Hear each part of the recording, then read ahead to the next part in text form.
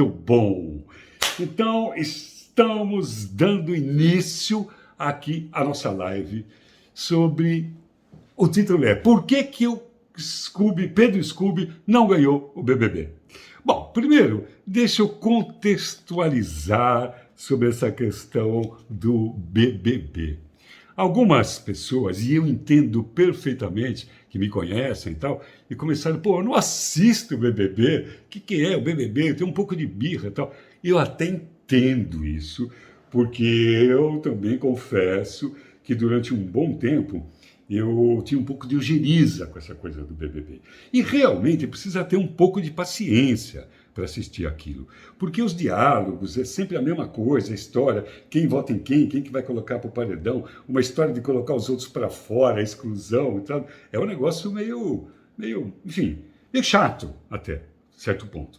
Mas o ano passado deu um negócio da tal da Carol Conká, e que mobilizou o Brasil de tal maneira, e eu fui convidado algumas vezes para participar de programas lá em Manaus, de rádio, de televisão, sobre aquele comportamento, o comportamento do cancelamento, que é uma coisa muito séria, essa história do cancelamento, causa uma dor psicológica muito grande, essa exclusão do cancelamento, enfim. E eu acabei sendo convidado para falar sobre isso e eu tinha que saber o que era.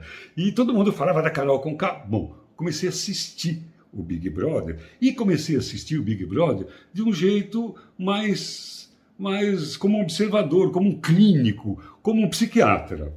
Bom, primeiro que até certo ponto como psiquiatra, depois você acaba se envolvendo e fica... Bom, enfim. E aí eu comecei a perceber que o Big Brother, ele é um aquário da vida, uma metáfora da vida. As pessoas entram lá e são submetidas às mais diversas estímulos psicológicos, desde prazer, a raiva, a tensão, a cansaço, a insônia. O negócio é muito bem bolado, muito bem satanicamente, sadicamente criado, para colocar o indivíduo no limite da sua emoção, vivendo relações estreitas o tempo todo que não pode sair. É uma máquina de louco. E aquilo, então, eclode uma série de comportamentos que por que faz um sucesso enorme? Porque do outro lado da telinha as pessoas se identificam com aqueles comportamentos e com aquelas emoções. E como é projetado, então fica fácil a gente criticar, fica a gente aplaudir, porque na verdade cada um está falando de si quando assiste aquilo, quando se emociona com aquilo. E eu passei a achar aquilo uma coisa, então, interessante. E é claro que é chato, é muito chato, não dá para assistir todo dia, toda hora, tal, mas dá para acompanhar e perceber. E nesta versão, eu então já despido dos meus preconceitos, absolutamente livre para assistir os episódios que eu quisesse. Eu comecei a entender, no começo, entender quem eram os personagens, e de cara, eu consegui perceber duas coisas bem interessantes ali, dois personagens bem interessantes, e que, de fato, eles foram até a final, que era o Pedro Scooby e o Arthur Aguiar. Quem assiste o BBB sabe o que eu estou falando. Quem não assiste, eu vou explicar então. Esses dois personagens, um deles, esse Arthur Aguiar, é um ator da Rede Globo, lá, de assim, não muita expressão, mas também que já fez lá uma série de papéis.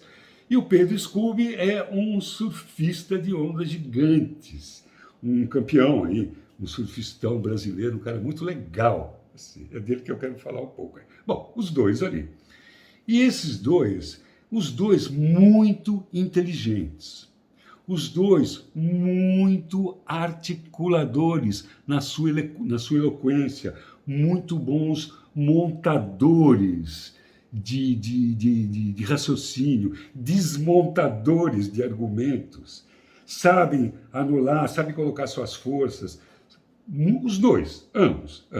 Só que um é um cara, o Arthur Aguiar, o que ganhou, diga-se de passagem, ele que ganhou, né? Ele é um competidor, um, um estrategista. O cara era um enxadrista ali, ele pensava numa jogada 3 lances antes e o tempo todo jogando. E jogando num jogo autêntico até, limpo. Ele era limpamente egoísta, só pensava nele, só pensava nele. Só que ele não escondia, isso já era uma virtude, e colocava e tal, e articulava, e manipulava, e ia por aqui, comia pelas beiradas e ia ganhando, ia ganhando. E o Pedro Scooby, um surfistão, boa vida, simpático, moleque no último, molecão, brincalhão, boa praça. Ele começou a curtir aquilo ali. E é claro que ele queria jogar. O cara é pai de 3 filhos, cara, deixou as crianças, ele deixou a carreira dele no auge, tinha acabado do campeonato de ondas gigantes de Nazaré e entrou no Big Brother. Quer dizer, ele não entrou à toa ali para se divertir, ele queria ganhar também. Tinha os interesses como todo mundo. Só que o cara não tinha jogo, ele não gostava de jogar, ele gostava de curtir, se relacionar com as pessoas, e esse passou a ser o jogo dele. Assim, no começo, todo mundo achava até que ele estava dando uma de legal, criando um personagem que uma hora ele ia escorregar, mas é difícil. 24 horas por dia, a câmera, o cara é difícil ele não se entregar e ser quem ele é mesmo ali. Principalmente sob pressão, e os caras ficam chapados. Eles têm as festas, bebem pra caramba, a música, tudo é feito para o cara sair do seu tônus emocional e pirar lá dentro, e causar lá. E o Pedro, ele curtia, e fizeram lá um hall, quem assistiu, um hall de amizade, de uma molecada ali, muito divertida, e assim, os meninos, que deram uma de menino, é tudo óbvio já, mas ficaram menino, brincando, e foram se divertindo, e como eram atletas, eram fortes, eles tinham facilidade nas competições, né? De resistência, de anjo, de líder, e foram ganhando, ganhando, ganhando, foram chegando na final e tal. Bom, e no final ficou Pedro Scooby, que já notadamente pelas pessoas era um cara legal. Bom, ele teve coisas assim, ele ganhou o líder no começo e ele deu para o colega dele, que era o PA, que virou um grande amigo dele lá. E deu, falou, não, ganhamos a liderança, fica você líder aí. Na boa. Aí, pô, que isso, o cara deu a liderança. Depois, num outro momento, lá ele liderou um movimento entre os líderes ali para deixar uma das concorrentes, forte concorrente, uma tal de Aline, Linda Quebrada, que ela deu o prêmio para ela, desistiram em bloco para ela ganhar. Né? E nitidamente eles aguentariam muito mais. E foi um plano do Scooby. Ele pensava nos outros, quando ele ia para um negócio lá, que o cara vai para um quarto cheio de regalia, e ele convida quem ele quer. Ele convidava as pessoas que nunca tinham ido, que estavam lá numa tal de xepa que comiam. Pô, muito legal, cara. E como as pessoas começaram a ver, e ele brincalhão e tal, pau. Cara, ninguém mandava ele pro paredão. No primeiro paredão que ele foi já no final, já estava no final, porque ele foi durando, mas foi com o tal do Arthur e um outro lá que eu não me lembro, não me importa ali. Ele caiu fora. Ele caiu fora. Ele caiu fora. E aí é que tá. Por quê? Se todo mundo gostava dele, tudo isso, já que levei 15 minutos quase aí, falando do Big Brother, para chegar aqui, nesses dois arquétipos, a competição, o Arthur Aguiar, e a cooperação, o Pedro Scooby. Bom, são símbolos. É importantíssimo que eu frise isso. Eu não os conheço pessoalmente e não estou julgando a personalidade dessas pessoas, e sim do jeito que eles jogaram, do jeito que eles se apresentaram, tá? E que deve ser mais ou menos aquilo mesmo, né? Mas o que eles simbolizam no conjunto de personalidades de todos nós. Esses dois arquétipos, o competidor e o colaborador. Então, por mais que todos nós, que toda a audiência de milhões de pessoas do Big Brother achasse que o Pedro Scooby é um cara legal, todo mundo quer ser amigo dele, na hora de votar, nós votamos para o competidor. Nós não, porque eu não votei nisso, mas a maioria votou no competidor, naquele que jogou, naquele que foi egoísta, naquele que foi manipulador, naquele que foi claramente egoísta, né? E mais, que estava dentro das regras do jogo.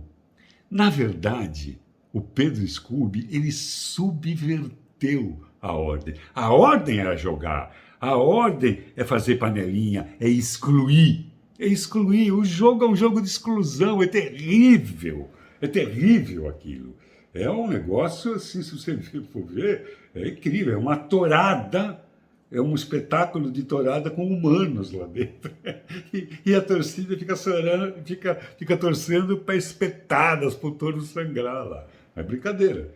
Então, viram, gostaram do menino, pô, o cara é legal pra caramba, mas não votaram nele. Então, é disso que eu quero falar. Nós já temos um nível de consciência que todos nós já sabemos o que nós temos que fazer na vida. Todos nós sabemos como nós temos que nos alimentar, todos nós sabemos o tanto que nós temos que nos exercitar, todos nós sabemos o cuidado que nós devemos ter com as nossas palavras, todos nós já sabemos o tanto que nós devemos escolher os nossos alimentos, não só aqueles que entram pela nossa boca, mas os alimentos que entram pelos nossos olhos, que entram pelos nossos ouvidos, os alimentos que entram pelo nosso coração, aquilo que nos importa, aquilo que entram pela nossa porta. Mas, no entanto, nós cedemos à sedução, né, do ego, do dinheiro, do me dar bem, né? E por isso o comportamento ainda é competitivo. E por isso ainda, apesar de sabermos o que temos que fazer, continuamos com risco no disco, repetindo. Lembrei agora daquela música que diz assim: minha dor é perceber que apesar de termos feito tudo que fizemos, ainda somos os mesmos e vivemos como os nossos pais.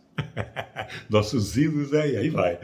Belchior, é isso, nós repetimos uma conduta muito antiga do ter em detrimento do ser. Quem de nós não sabe que o grande problema, por exemplo, do nosso país é a corrupção? E quem de nós consegue resistir a algumas coisas da corrupção? Em algum momento já não foi corrupto. Como assim?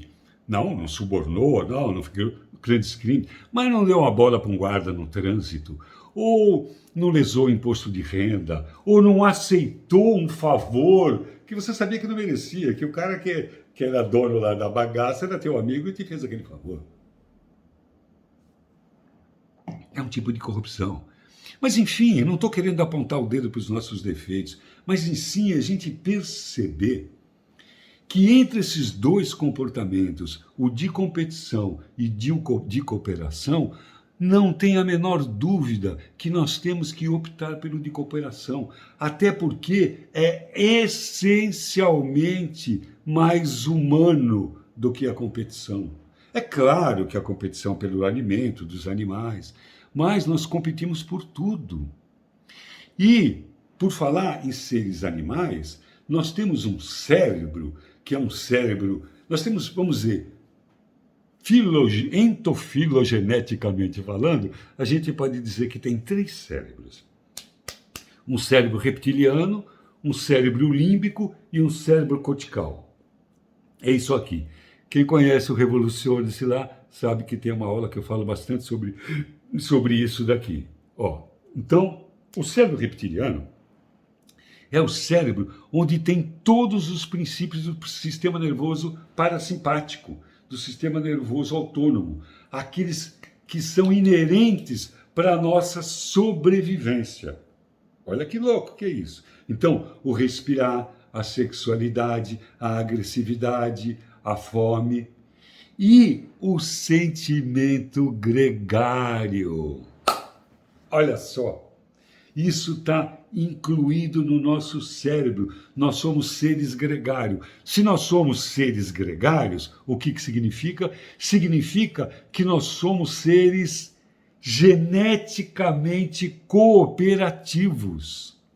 A competição, principalmente a competição social, foi aprendida. Ela não é genética, ela não é incorporada na nossa fisiologia, e sim a cooperação. Nós somos seres cooperativos. Nós só estamos vivos aqui e agora. Sabe por quê que nós estamos vivos? Porque somos seres cooperativos. Porque nós surgimos nas savanas, vamos lá, dentro dessa teoria oficial da origem do ser humano no planeta.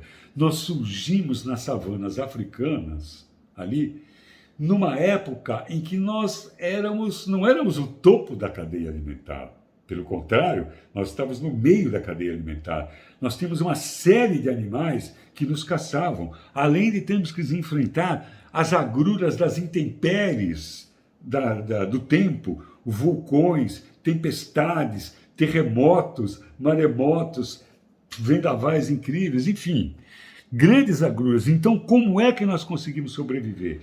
Porque nós nos agrupamos, nós percebemos que sozinho não ia dar certo e nos juntamos em tribo para caçar juntos, para nos aquecermos, para arrumarmos soluções para todos nós. E nós não poderíamos ter perdido isso, porque é esse ser cooperativo é que pode, de novo, colocar o ser humano no patamar de uma consciência mais duradoura, mais importante, mais espiritualizada e menos animalesca, menos competitiva e mais colaborativa. Existe um conto do Rubem Alves que mudou a minha compreensão sobre o frescobol e sobre o tênis. Eu, claro, né, que como moleque de quebrada, tive que trabalhar muito cedo, me virar, essa coisa da competitividade, de ganhar grana, de trabalhar, muito cedo foi arraigado em mim. Mas, por outro lado, também fui criado por uma família muito cooperativa, e isso meio que equilibrou um pouco em mim. Mas teve uma época, sem dúvida, que fui assim, bastante competitivo. E, assim, percebo, durante da minha vida profissional, como é interessante a gente poder trabalhar em equipe, em colocar a nossa expertise, não para competir, mas para contribuir com outros saberes e juntar com outros saberes numa equipe e desenvolver um determinado trabalho. Não é muito fácil você trabalhar em equipe quando você é muito opinioso. Sabe o que é opinioso? Aquele que tem sempre opinião e quer sempre que a opinião dele prevaleça. Trabalhar em equipe exige aprender a escutar, aprender a observar a opinião do outro, né, com tanta importância quanto a sua, e ver o real valor dela. É muito legal. Então, o trabalho cooperativo, o trabalho em equipe, ele dá uma possibilidade de lapidação de cada um. É verdade. Porque não é muito fácil trabalhar em equipe.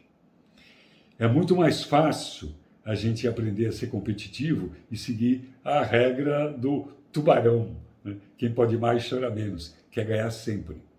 Mas, né, se o tubarão é aquele que quer ganhar sempre, tem aquele também que joga o ganha-ganha, né, que é o golfinho. E aí eu lembrei do Rubem Alves, do frescobol.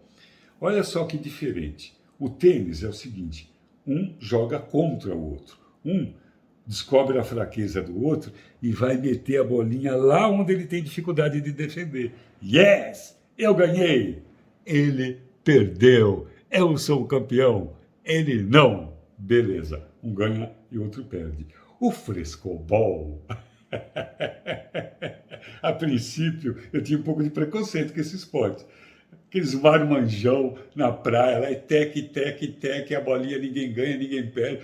Já começa com nome que não é lá muito firme, né? Frescobol. Até que o Rubem Alves vem e diz isso. Tem gente que joga tênis e tem gente que joga frescobol. Quem ganha no frescobol? Todo mundo. A bola, um recebe a bola quadrada, se esforça para devolver a bola redonda para o outro, e o jogo ganha quando a bolinha não cai, quando se joga mais rápido, quando se já joga de letra, quando se começa a jogar com maior distância, e todo mundo ganha. E quando o jogo acaba? Quando eles param, resolvem parar de jogar, cansou, parou, porque os dois ganham. Muito bom. Frescobol é um jogo colaborativo. O tênis é um jogo competitivo. Nada contra, o esporte é muito legal, a competição. Mas na vida, se nós desenvolvermos a nossa capacidade de colaborar, a nossa capacidade, como muito bem ensinou o Pedro Scooby, de curtir em qualquer situação, procurar tirar o melhor, a alegria, a brincadeira, o respeito pelo outro, pela dor do outro, em qualquer situação, seja em impressão, seja em festa, seja em alegria, seja em sobriedade, seja em embriaguez social, está sempre de boa. Nós vamos promover um mundo de boa e desenvolver sempre que possível uma atitude colaborativa. Até porque essa ideia de primeiro eu, farinha minha, meu pirão primeiro, isso é uma ilusão. Essa ilusão da individualidade, essa é uma das ilusões mais difíceis de se livrar, de que nós somos individuais. Isso é uma ilusão. Somos todos fractais de um mesmo cristal. Somos frações de um mesmo ser. Somos pedaços de um mesmo um. Então, lidar com maneira solidária com os outros, com as coisas, com as energias, com a natureza, é lidar de maneira fluida com esse grande organismo chamado vida. Chamado vida. A competição, às vezes, ela tem o seu lugar, tem seu espaço, mas precisa ser bem medida e bem aplicada. A cooperação, ela pode ser desmedida, ela pode ser presente em qualquer hora, em qualquer lugar. Existem coisas que nós não precisamos pensar. Tratar as pessoas bem, nós não precisamos de hora, nem local, nem de motivo, nem de argumento. É sempre possível tratar uma pessoa boa. Para tratar uma pessoa mal, nós precisamos escolher como, quando, onde e até se vale a pena. Isso vale para a competição e para a colaboração. Para ser competitivo, tem hora, tem lugar, tem intensidade, tem começo, meio e fim. Para ser colaborativo, amoroso, solidário, não. Todo momento é momento para isso. Beleza! Não estou querendo encebar muito e é isso aí. Se tiver alguém que quiser fazer algum contraponto, se tiver alguém que quiser fazer alguma pergunta, estou à disposição aqui. Somos parte do mesmo um. Veiga Antônio. É isso mesmo. É isso aí. Beleza. Muito bom. Quero lembrar a vocês que a live ficará gravada lá no feed para todos aqueles que quiserem rever, ver, indicar para alguém que não viu a live, estaremos presentes ali no feed. Vamos lá. Qual a diferença de individualidade e individuação?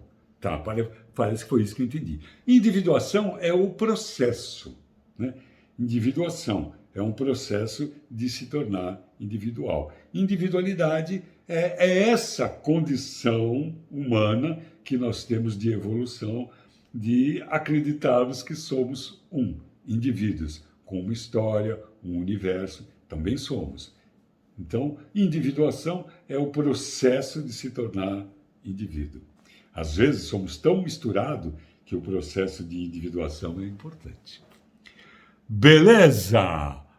Então, agradeço a presença de todos, de todas, e terça-feira que vem, e nesse mesmo bate-horário, nesse mesmo bate-canal. Falou! Fiquem bem, um grande abraço e um cafuné demorado na sua aula. Tchau!